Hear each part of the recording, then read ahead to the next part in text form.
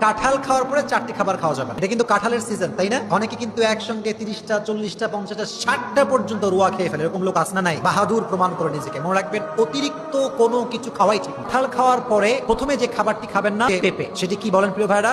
পেঁপে। পেঁপে খেলে বিশেষজ্ঞরা বলছেন কাঁঠাল খাওয়ার পরে পেঁপে যদি কেউ খায়, তার ত্বকে অ্যালার্জির প্রবলেম হতে পারে, লুজ মোশনের প্রবলেম তার হতে পারে, বিভিন্ন প্রবলেম তার হতে পারে। এজন্য কাঁঠাল যখন খেয়ে ফেলেছেন, পেঁপে তার পর খাওয়া যাবে।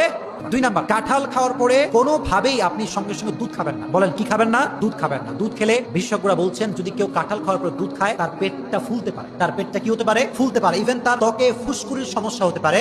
এবং বিশেষজ্ঞরা বলছেন এই কথা যে সাদা রোগের সমস্যা হতে পারে। কি সমস্যা হতে পারে? সাদা রোগের সমস্যা হতে পারে। এই জন্য যেহেতু কাঁঠাল খাওয়ার পরে দুধ খেলে সমস্যা আমাদের হতে পারে, এই জন্য হাদিস অনুযায়ী যেটা নিজের ক্ষতি হয়, আমরা কখনোই কাঁঠাল খাওয়ার পরে দুধ খাবো। কাঁঠাল খাওয়ার পরে আপনি ভেন্ডি খাবেন না। কি খাবেন না? ভেন্ডি খাবেন না, বাট ঢেঁড়স। আপনার ঢেঁড়সে বলেন, তাই না? ঢেঁড়স যদি আপনি কাঁঠাল খাওয়ার পরে